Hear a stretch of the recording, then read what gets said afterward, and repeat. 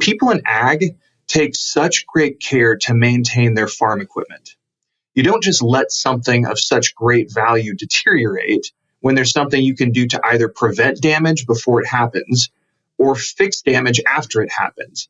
And I would argue that you, as the grower or producer, you are the greatest piece of farm equipment you have and will ever have. And you have far more value than any machinery on your balance sheet. And so I think you need to take time to maintain yourself the same way that you would maintain your equipment. Invest in your health, physical, mental, spiritual, so on. And in doing so, you might just find that you're more productive.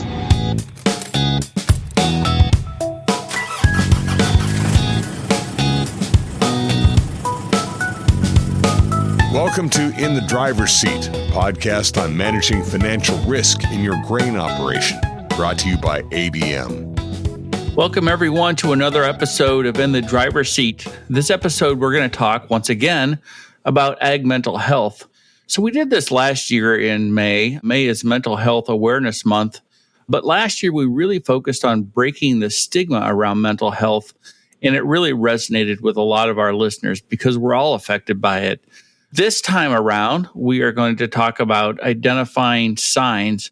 So when a colleague or a partner or a family member might be struggling with the pressure of their job or other areas of their life, how do you really notice that so that maybe we can assist and help in some way? So Shelby, I think that is a great topic for today. Tell us more about what we're going to talk about. Yeah, it definitely is. I think it continues to be such a critical and important topic, not only through the impact of COVID and all the other really challenging issues we've had. It's been no different for farmers and honestly for anyone in general in any industry. We kind of just got out of that winter funk too, and it's spring and the sun is out and birds are chirping, and it's a great opportunity for us to talk about this yet again. I completely agree, Shelby. And although spring is here, that doesn't mean producers don't feel that burden to make sure that crop gets in the ground, make sure it's the best it can be. And even that can take a pretty good toll on mental and physical health. Good call, Emily. Here at ADM, we recognize the importance of mental health in the ag community. This is a challenge for many every day. And so we decided we were going to do something about it. So we recently started working with the Center for Rural Health and Social Services Development at Southern Illinois University School of Medicine. And so we're working with them to help educate and train our teams across multiple regions on this topic so that we can play an active role in helping improve how people deal with these mental health struggles. Yeah, exactly. And we haven't introduced our lovely guests yet, but Emily and I and many others within our team did participate in a 2-part webinar that talked about the signs of depression, anxiety, suicide, and what to do if we see a colleague, partner, or a producer, exhibiting any of these. And we'll talk about it a bit more, but I think what I liked most about it was we were challenged a little bit. And I mean, in the good sense of it, it really allowed me, and I know Emily, we talked about this too, but just to explore our own thoughts and actions. And every so often, I do think we need to be challenged just to be better and to get better. And our guests, Paul and Elizabeth, Emily and I, we talked on a call a couple weeks ago before this podcast. And we said it doesn't take that much to be a good human. And I'm sure they're all smiling right now. We want to do good and we want to be good to our friends, neighbors, partners. And so I think what we want you to walk away with is it's easy to be a good human. And this is a really, really important discussion we're about to have. I think this episode is really going to talk about it openly. And so we can have just a really real and genuine conversation on it.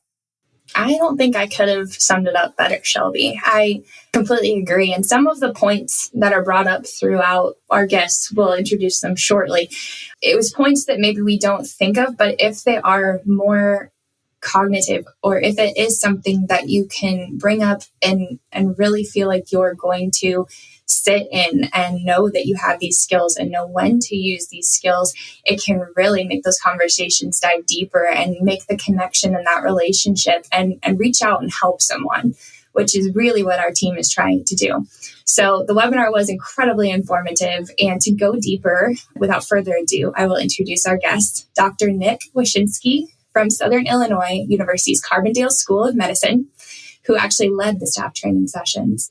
Paul Ruhlhall and Elizabeth Mitzdarfer from ADM Central Illinois Grain Origination Team are also with us. So welcome, guys. Thank you. Thank you. Thank you. Thank you again for being here today. I really do want to commend the team for making the commitment to learn about how we really better support each other when it comes to mental health. Paul and Elizabeth, I believe this is your first time on In the Driver's Seat, so I'm sure you're longtime listeners, first-time callers, so super appreciate you being on our podcast series. Tell us about your roles with ADM and how you connect with SIU and kind of what brought you to this webinar and to come to the conclusion that we should do this webinar, and just tell us the story a little bit. So we'll start with you, Paul.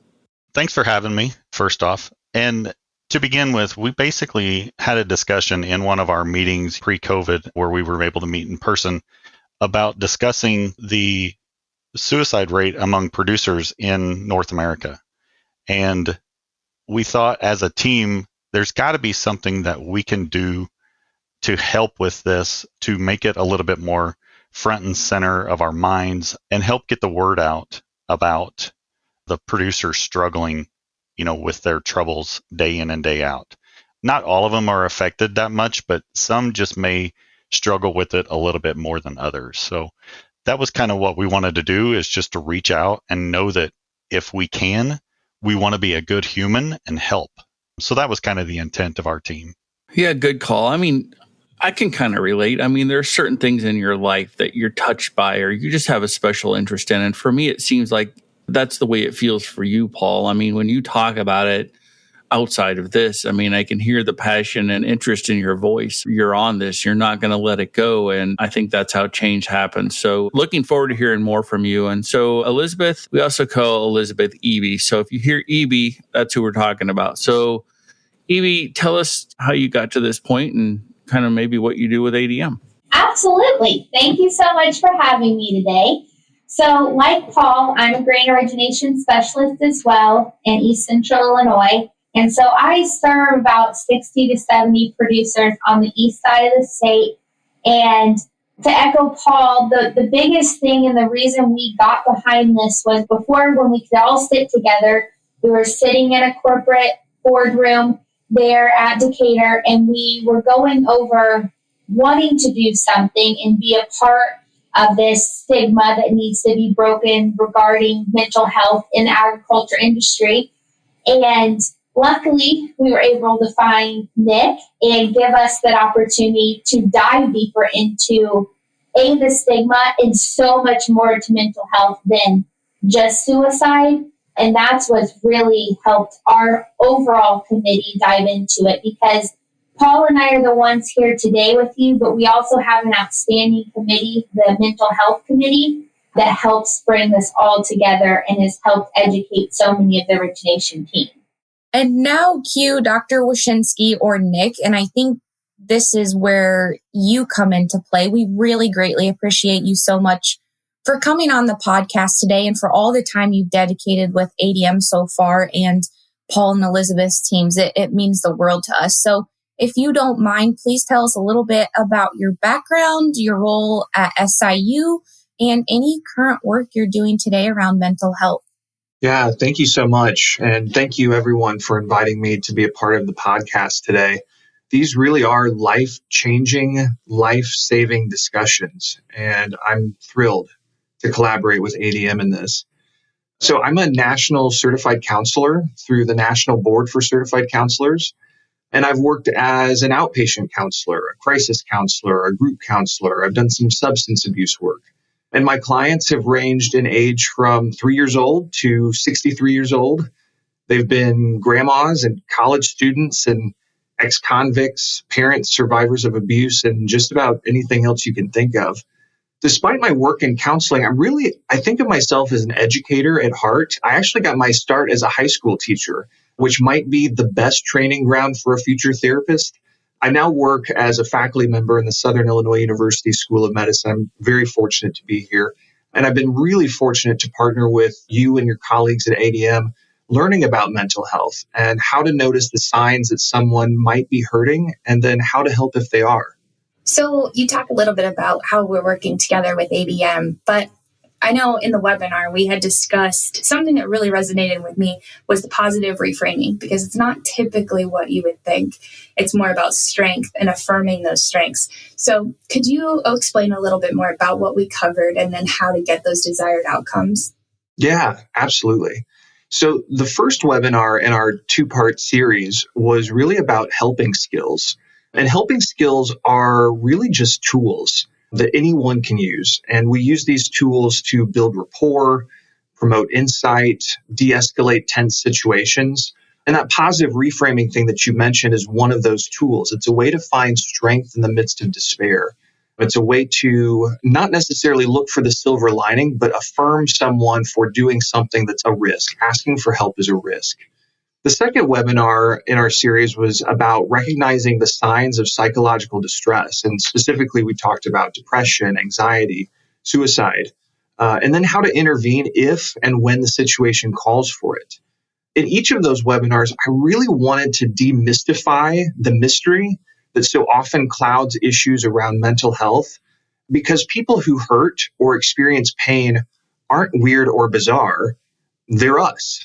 We all experience desperation and stress and sadness, whether it be from family drama or financial hardship, a physical ailment, or being a producer in a difficult time. I also really wanted to focus on practical application in our webinars. Theory is good, but I really wanted to share how we help real people in real situations in real time. So, EB, can you talk to us a little bit about what we did at ADM? The ADM employees who were involved, how they participated, why we did the training, and maybe some of the key questions that they asked or some of the takeaways they experienced? So, how we brought this to the attention of so many others is our mental health committee here in Central Illinois took the training, and then we decided collectively that it needed to go to essentially every farmer-facing employee that we could get it to. And so, to date, Dr. Nick has trained approximately 72 ADM employees, which is roughly half of our origination team across the Midwest overall. And so the biggest thing and the reason we wanted to do this was, again, I think when we first started this, we talked about suicide, and that's what was on our forefront. But then after working with Nick and listening to his webinar, there's so much more to it. He brought some of the practical pieces that were some of the largest takeaways for our team. So before this podcast, I actually reached out to one of my teammates and asked, what was your biggest takeaway, and then picked out from some other people. And the biggest takeaway was, it's no mystery or secret that the agriculture industry that we work in is pretty heavily male dominated. And with that, it was so interesting to us how men and the male species handles their emotions, which is the ones we work with the most. And so it helped us understand where we needed to take it to the next level. And also some of their behaviors that we noticed aren't necessarily them just being gruff or hard to work with. There could be so much more behind it. And I think that was one of the largest takeaways that I know our team experienced specifically. And that's what we've heard across the board, is that maybe they won't be able to go out and solve all the world's problems when we're out there on the farm. But another big takeaway was that we can go out and be so much more comfortable to know the sign to help a producer when we're out there on their farm or out to lunch, wherever it may be. And I think what we talked about is, you don't have to be a subject matter expert, and we don't want you to be. We're not doctors like Nick, but I think what's just important is recognizing the signs, becoming aware of it, and just learning. just being open to the discussion. And I think what you three have done is just really spectacular. So Paul, going to throw this next question at you. You work with farmers on a daily basis, and let's just ask the obvious question. Why was this training so important to you? This training is really important to me. One, because that's my job every single day, along with Elizabeth too, is to talk to farmers every single day. And if this crisis is affecting them that much, and the suicide rate, the depression rate, things are on such a big incline, it's something that needs to be addressed, and we need to confront it and get people talking about it, which should, in the long run, help turn things around a little bit. Me personally, I can say that I've been affected by this in my personal life and in business life. So it's something near and dear to my heart, where if I can help someone just process things, get them information, get them some help, I feel like it's, to use the term again, being a good human and just wanting to help them out. But it's not necessarily going into every conversation looking for signs like this. It's just, if there's a comment made, if there's things that are said that might be a warning sign or something that might trigger in my head, that I might ask a follow-up question about, well, how do you feel about that? Or how does that make you feel? Those are questions that you can ask to maybe open up that subject and get them to talk about it a little bit and see if there is some help that needs to be given. Or worst case scenario, that, a comment is made that you definitely need to take action. But with the training that we received in a webinar, it's nice to know that we have a clear step action plan to take if we're ever presented with that situation. God forbid we ever are. However, we do know that we can take some clear steps to confront it. That is so true, Paul. I know when I was in the webinar, as was Shelby, there were so many points that we noticed that could be transferred across all aspects of your life, that maybe it was just a small tweak in some behavior, or just to be present in that moment with that person, that would make a very big difference. I'm going to take a short break here and emphasize some technology we're pretty excited about, and that is GrainBridge. So here's a little more information on GrainBridge, and we hope you check it out. Are you on GrainBridge yet? If not, you really should be. I know a lot of listeners are on ADM FarmView, but ADM FarmView is ultimately going away. And the reason is simple, because GrainBridge is a much better solution. GrainBridge is the easiest, most powerful way to simplify your grain marketing. You can link to your ADM account with one click and consolidate your grain accounts from ADM and other buyers into one dashboard.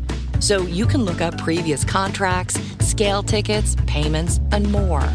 GrainBridge also includes daily cash prices and other information from participating nearby elevators. You can also set up notifications to receive alerts for target prices and delivery periods. In a nutshell, GrainBridge makes it ridiculously easy to make confident decisions and get the best value for your grain every time. You can learn more about GrainBridge at admadvantage.com/GrainBridge. Open your account today. You're going to love it. Throwing this one at you, Dr. Wyszynski. We know now the nature of farming has very high demands. So we've talked about how this affects the producer independently, but what impact does this have on local ag communities? Before I answer that, I just want to commend Paul and Elizabeth. Just hearing them talk right now and listening to their experiences, and it's just so moving to me. And I can sense the sense of mission that they have about this. And it's not overstating it to say that that's going to change someone's life. And that's so meaningful. So I'm so grateful for the work that you all are doing. To your question, Emily, being a producer is hard. And that's an understatement. The work is physically demanding. It's often dangerous. Fluctuating commodity prices can result in serious financial hardship, which sometimes leads to tough decisions about whether or not you want to maintain the operation altogether. You have poor weather conditions. I was looking at the literature a little bit in advance of this. There was a study that was done not long ago of 170 young farmers and ranchers in the Midwest. And in this study, they found over 70% Now think about that. Over 70% met criteria for what we call generalized anxiety disorder, and just over half of them met criteria for a major depressive episode. Those are serious, serious numbers. Our producers are feeling the squeeze. And I'd also add that there's another bit of context that's worth noting too. This is something Elizabeth talked about. The culture of ag, and especially of our traditional middle-aged or older farming men who make up the majority of our producers. The culture there says that when you experience a hardship, you just have to suck it up. It's either seen as more noble or maybe more right, or maybe just not appropriate to admit that you're struggling. And that puts our producers in such a tough spot. They feel this immense stress, desperation, anxiety, but they also feel they can't talk about it. And people in those situations sometimes resort to really drastic means to escape the pressure. Let me ask you this. So this podcast series is really dedicated to talking to producers about making tough financial decisions. And a lot of it's around grain marketing. So it's an important aspect of farming. And a year ago, we were in a scenario where it felt like it was hopeless. Making money was going to be really difficult. Now we're in an environment where we're skyrocketing. And what I feel like I think is true is we're happy about that, but probably not so much less anxious or less emotional about this environment, because now the decision is different, but the decision is still hard. So for this environment, if people are feeling not the way they want to feel, what advice could you give them, or how would you suggest they help a family member who they think might be struggling? Any advice that you could give our listeners on that subject? That's a brilliant question, Doug. I'm so glad you asked it. If you're a grower or a producer of some kind and you're listening to this, and maybe you're feeling sad or anxious or irritable, or maybe you've lost interest in things that you once loved, or maybe you're having weird physical symptoms you can't explain, like loss of appetite, or you're sleeping too much or too little, or palpitations in your chest. Or maybe you've had a loved one say, you just haven't been yourself lately. Then I'd really recommend reaching out to either a close friend or your doctor or your minister or your spouse, someone. And I just want to be honest, talking to someone is going to suck. It's going to feel awkward, but it's so worth it to improve your well-being. And I want to give you a little analogy about this. So people in ag take such great care to maintain their farm equipment. You don't just let something of such great value deteriorate when there's something you can do to either prevent damage before it happens or fix damage after it happens. And I would argue that you, as the grower or producer, you are the greatest piece of farm equipment you have and will ever have. And you have far more value than any machinery on your balance sheet. And so I think you need to take time to maintain yourself the same way that you would maintain your equipment. Invest in your health, physical, mental, spiritual, so on. And in doing so, you might just find that you're more productive. And for those of you who are family or friends who are listening to this and you're worried about growers, producers in your life, I think the easy answer is the right answer, and that's to be there for them. Ask them how they're doing, even when it feels weird to do so. And don't just take, I'm okay, as their answer and move on. Push a little deeper. If you feel something's off, it might really be off. I'd also recommend that you, as a family or friend, speak with a friend or a doctor or a minister in your area. Get support for yourself. Brainstorm how to help your loved ones. And if you know of someone who's actively threatening suicide or self-harm, take it seriously and get help right away.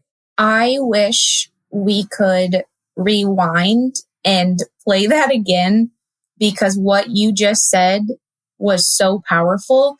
And that analogy is spot on. Your health is above all. There's help out there, and there are people that care about you. So that was awesome. Thank you, Dr. Wyszynski. Paul, Elizabeth, tossing this one over to you. I know we're short on time, so maybe give me two of any new practices or approaches, that you've learned that can help your team members.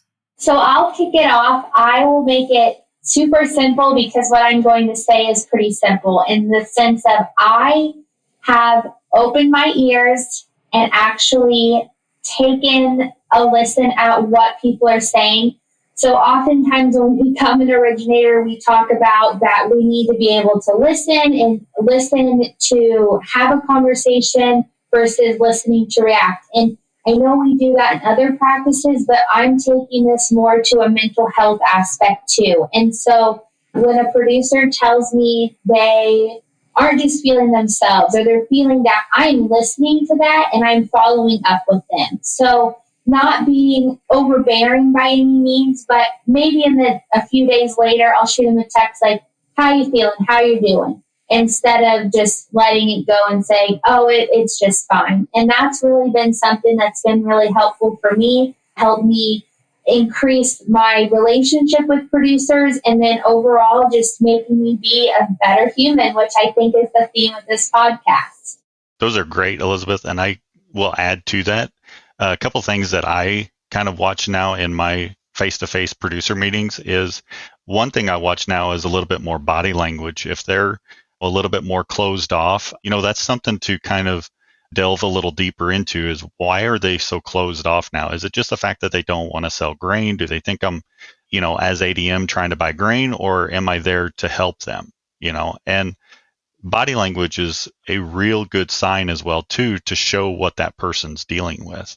And another thing, too, I'll add is if somebody's making any kind of comments that I find maybe a little subject or I find a little interesting, I'll invite one of their family members, whether it's their wife or their son, or if it's a lady producer, invite their husband along to the next meeting and just kind of address the issue that you made this comment at the last meeting. Is there something that you were dealing with at that time that we maybe need to talk about? Is it a contract that you had that you were worried about? Is there something else that you were worried about at that time?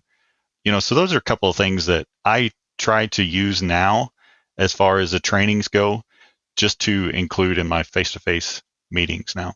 Thank you, E.B. and Paul. Dr. Wyszynski, I'm going to throw the closing at you. So thank you for all the information and tips.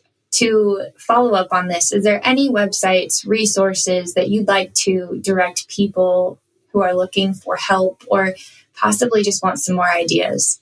Yeah. And again, thank you so much for inviting me to be a part of this today. It's so meaningful. And I've been really grateful to get to know everyone who's been a part of ADM.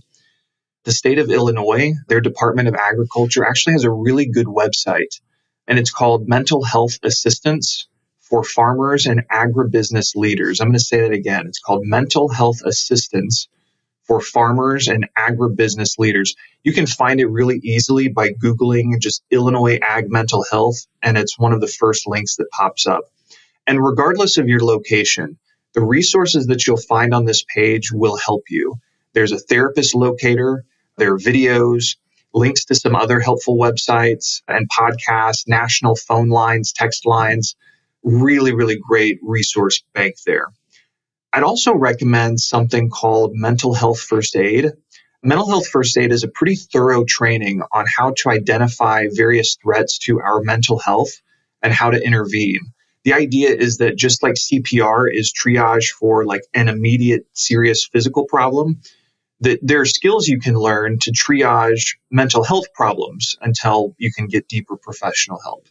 And the Southern Illinois University School of Medicine does have a handful of mental health first aid trainers, and I'm sure that we could help you find more information about that if you're interested. Thank you again, Dr. Wyszynski. This is a podcast that ADM does, but the last thing this is about is ADM. It's not about ADM.